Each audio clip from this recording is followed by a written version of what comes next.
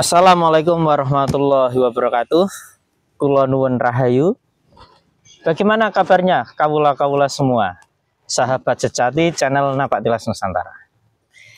Kali ini Bang P akan membahas tentang 10 fakta yang tersembunyi dan terrahasia kerajaan Jawa.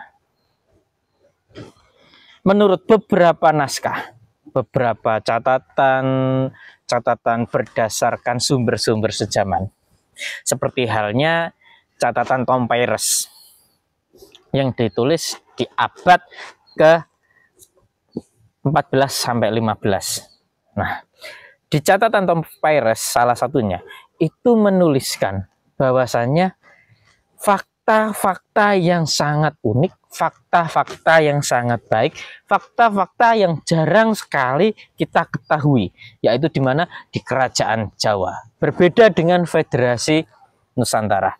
Memang ketika kita mengenal kata Nusantara, kita sudah mengenalnya sudah sejak lama. Bahkan kata Nusantara atau nama Nusantara itu sudah familiar di pikiran kita, di pendengaran-pendengaran kita, seperti itu. Karena Nusantara digadang-gadang sebagai cikal bakal Indonesia. Ya, itu benar. Tapi jika tidak ada kerajaan Jawa yang membentuk, menguatkan dan menyatukan sinergitas kolaborasi untuk membangkitkan potensi menuju kejayaan bersama, yaitu bersinergi dengan Federasi Nusantara antara Kekaisaran Majapahit yang mewakili Jawa dan Federasi Nusantara berkolaborasi, bersinergi. Di situ terdapat sistem-sistem hukum yang bisa di mana menempatkan kerajaan Jawa yang diwakili Majapahit sebagai pemimpin federasi se-2/3 dunia. Ayo kita bahas 10 fakta yang sangat rahasia tentang kerajaan Jawa. Fakta pertama, menurut catatan Tom Paires, Raja Jawa bergelar Wijaya atau Vojaya. Nah, di dalam benak kita tentu kita tidak asing dengan nama Wijaya. Ya, nama Wijaya ini selalu identik dengan cerita tutur, bahkan identik dengan naskah kronik dan peninggalan-peninggalan primer, bukti kesejarahan primer di era kerajaan Majapahit. Sebenarnya nama Wijaya itu bukan nama asing, melahirkan nama gelar. Para raja Jawa ini bergelar Vojaya atau Wijaya. Nah, karakteristik raja-raja Jawa itu mempunyai karakter yang kuat, tegas, adil, dan sangat berani. Tidak gentar terhadap peperangan, bahkan tidak akan mundur ketika ditantang. Kemudian Tom Paires juga mencatatkan bahwasanya Raja Jawa selalu mempunyai gagasan-gagasan kepemikiran yang sangat elegan. Gagasan dan pemikirannya itu bisa membuat takjub negara-negara yang ada di berbagai belahan dunia lain.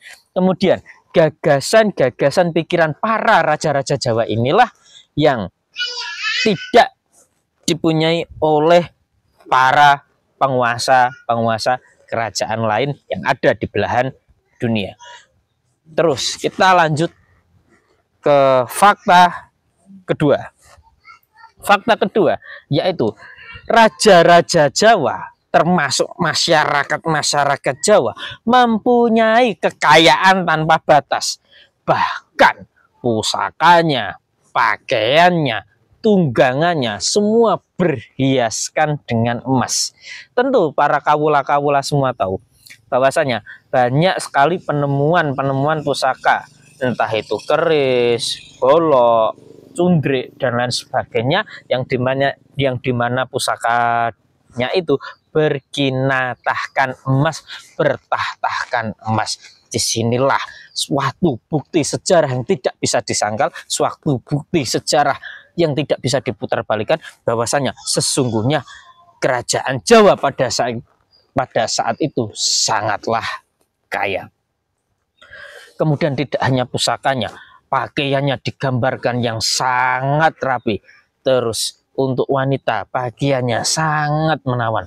Untuk wanita tertutup, sopan, santun, dan perwira. Bahkan ketika para kawula itu melihat saat raja sedang melakukan perjalanan, jalan-jalan di daerahnya, di wilayahnya, itu para selir, para pemain suri semua dipamerkan, berhiaskan pernak-pernik perhiasan dari emas-emas yang sangat elegan, pakaian-pakaian yang sangat elegan, pakaian-pakaian yang sangat indah, gaun-gaun yang rapi, dan gaun-gaun yang halus, bak permata surga.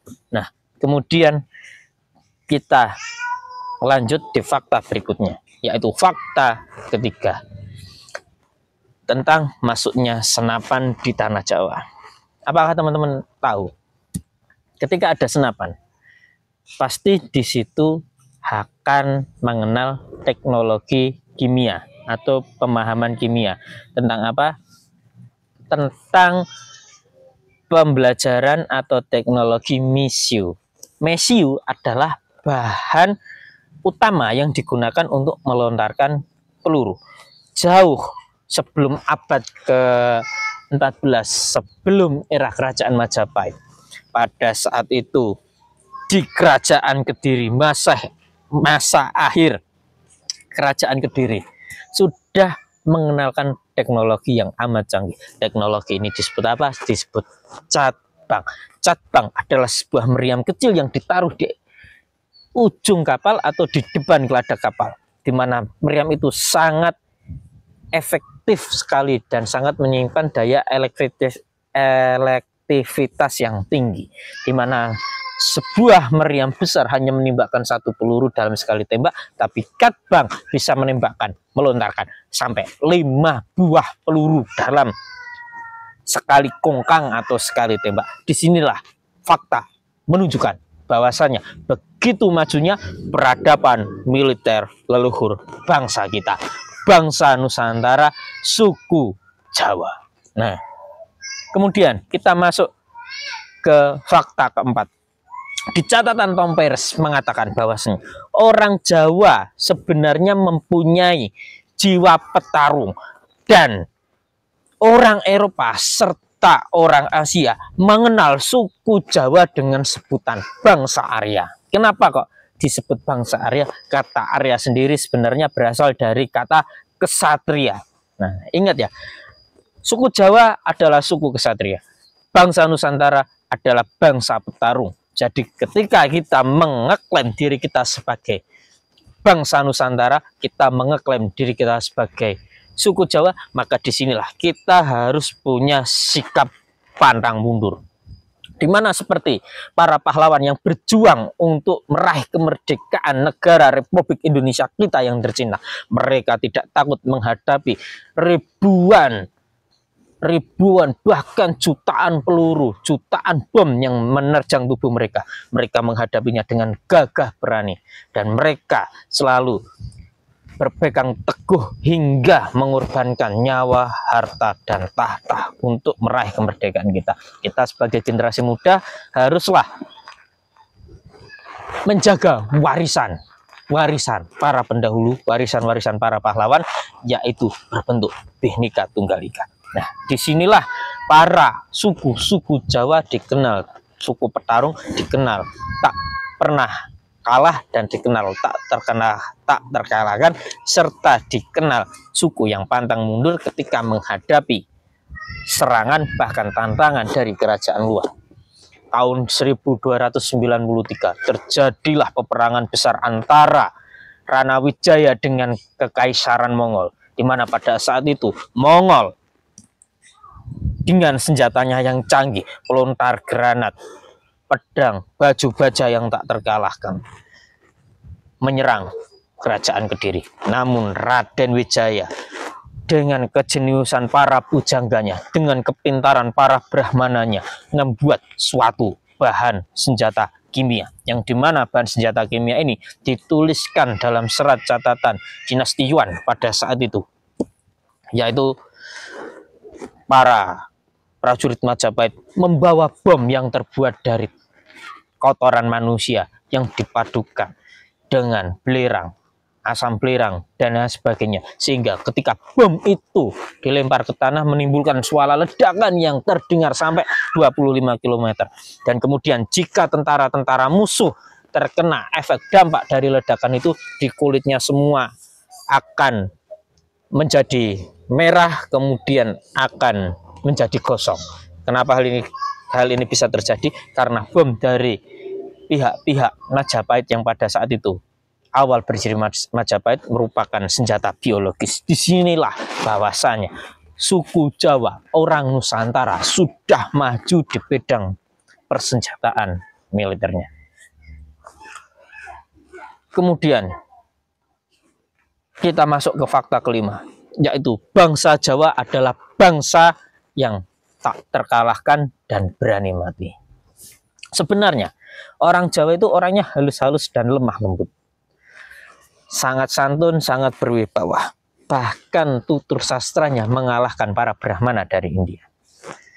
Akan tetapi ketika bangsa Jawa ditantang, maka disitulah bangsa Jawa tidak akan pernah mundur satu langkah pun, satu jengkal pun. Karena di keyakinan bangsa Jawa bahwasanya mukti utawa mati, merdeka atau mati.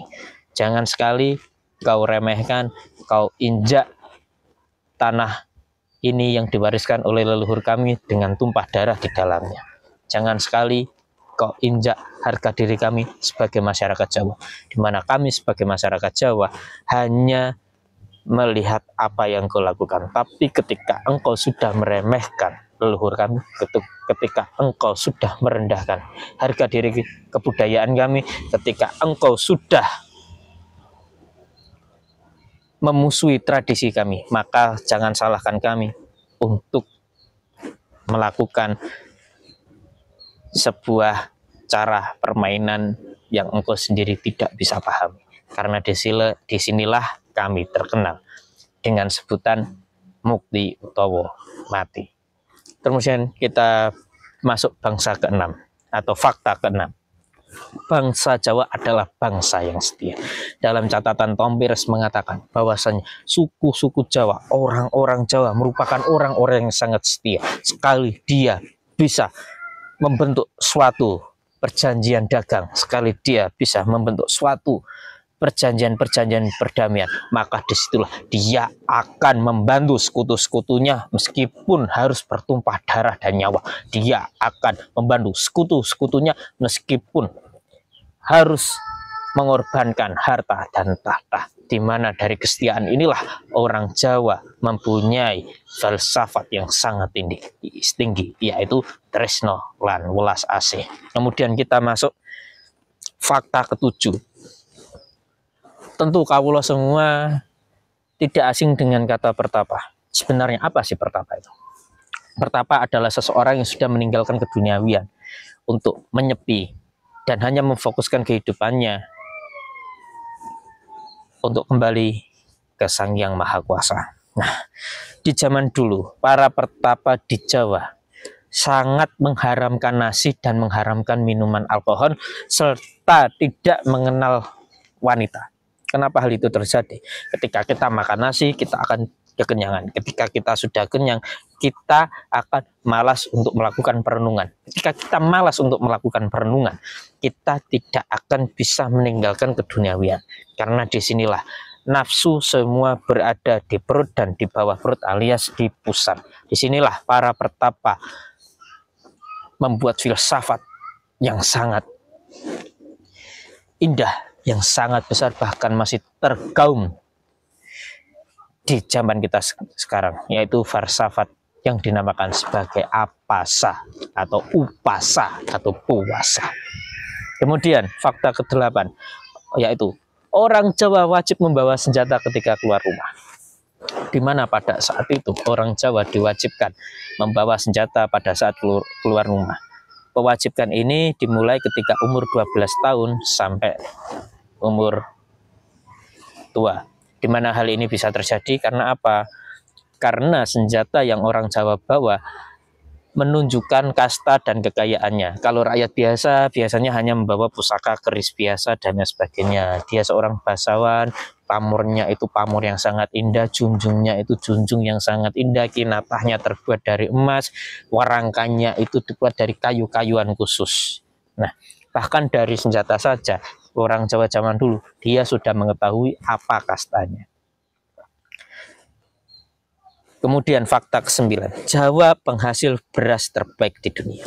Kenapa orang Jawa pada saat dulu sangat kaya, bahkan dikenal oleh orang-orang Eropa. Tidak ada orang-orang miskin di Jawa. Dikenal oleh pelancong-pelancong Arab. Tidak ada orang-orang yang tidak bisa bersedekah di Jawa, dan tidak ada orang-orang yang bisa disedekahi di Jawa. Karena memang kaya-kaya.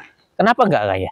Menurut catatan Mahuan pada abad ke-15 bahwasanya dikatakan bahwasanya dulu masyarakat Jawa 1 tahun bisa panen beras sebanyak 5 kali. Dan menurut catatan Tom Pears, beras-beras yang berasal dari Jawa sangat disukai oleh Ryukyu, sangat disukai oleh Eropa, sangat disukai oleh Portugis dan lain sebagainya, sangat digandrungi di benua Eropa. Kenapa hal demikian bisa terjadi? Karena beras dari Jawa itu putih-putih, bersih-bersih, dan sangat menyehatkan. Beda dengan beras-beras yang ada di dunia ini. Fakta ke-10 yaitu Jawa sebagai ibu kota rempah internasional. Kenapa Jawa dijuluki ibu kota rempah internasional? Karena memang di masa-masa abad ke-13, 14, dan 15, Jawa sebagai pemegang kendali pelabuhan terbesar di ranah internasional. Apalagi pada saat tahun 1350 sampai tahun 1380, masa pemerintahan Prabu Hayam Wuruk yang didampingi oleh 2 jenderalnya yang sangat terkenal di masa itu, yaitu Jenderal Laksamana Angkatan Laut yang dikenal sebagai Empu Nala dan Jenderal Angkatan Darat yang dikenal sebagai nama Rakian Mapatih Empu Mada. Para kawula-kawula semua, penikmat tayangan di channel Napak Tilas Nusantara. Di sini saya mengajak Anda semua, saya mengajak kawula-kawula sejati semua untuk tidak melupakan sejarahmu, untuk tidak melupakan budayamu.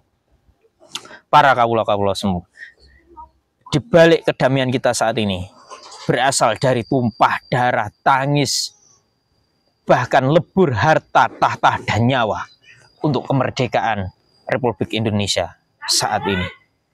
Darah-darah para pahlawan mengalir di tubuh kita.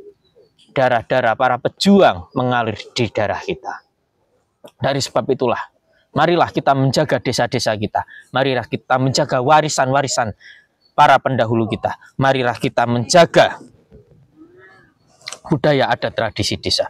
Kawula semua, saya Bang Prasetyo mengajak Anda semua untuk selalu giat lestarikan budayamu, uri-uri tradisimu, jaga sejarahmu, hingga tidak ada yang bisa memutarbalikkan faktanya. Para kawula semua, saya Bang Prasetyo mengajak, marilah rawat makam-makam tua yang ada di daerahmu, yang ada di desamu, dan juga pecahkan misteri-misteri dari sejarah yang ada di balik nama desamu. Karena setiap desa mempunyai filosofi dan makna kenapa dinamakan desa tersebut. Mungkin itu yang bisa saya sampaikan di episode kali ini. Salam Napak Tilas Nusantara.